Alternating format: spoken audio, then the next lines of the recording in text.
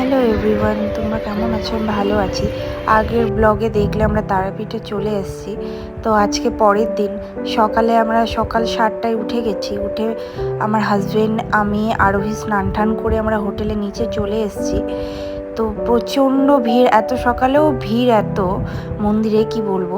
তো আমাদের জন্য ব্রাহ্মণ আগের থেকে মালা, পদ্ম ফুল, তারপর ভোগের দিব মায়ের। আর আমি শাড়ি যেটা কিনে নিয়ে এসেছি ওই শাড়িটাও দিয়ে দিচ্ছি। তো আরোহীকে জল খাইয়ে আমরা বেরিয়ে যাব আমরা মন্দিরের দিকে। তো ওখানে ভিড় থাকবে, লাইনের থেকে আর বেরোতে পারবো না, যার জন্য ওকে জল টল খাইয়ে নিয়ে যাচ্ছি। তো এত সুন্দর যে ওখানে মালাগুলো লাগছিল মাকে পরানোর জন্য। তো বেলপাতার মালাও ছিল, জবা ফুলের মালাও ছিল, নীলকণ্ঠ মালাও ছিল। আমরাও নিয়েছি জবা ফুল, নীলকণ্ঠের মালা। তো আমরা এখন যাচ্ছি লাইন দেওয়ার জন্য, ভিআইপি লাইনে। তো এত ভিড় যে ভিআইপি লাইন ছাড়া পুজো দেওয়া যাবে না।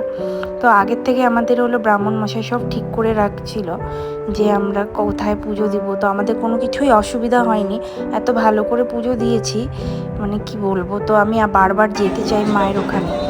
তো আমরা লাইনে দাঁড়িয়ে গেছি, ভিআইপি লাইনে। এখন আমরা ঢুকবো। তো ব্রাহ্মণ আমাদের মন্ত্র বলে দিচ্ছিল, সব ফুল টুল দিচ্ছিল, কি করতে হবে না করতে হবে সব বলে দিচ্ছিল। তো শাড়িটা আমাকে পরাতে বলছি, যার জন্য শাড়িটা আমাকে দিয়ে দিচ্ছে। তো হলো ভিতরে আর ভিডিও করা যায়নি, অ্যালাউ নেই, তাই আমি ভিডিও করতে পারিনি। তো আমরা পুজো দিয়ে বের হয়ে চলে এসেছি।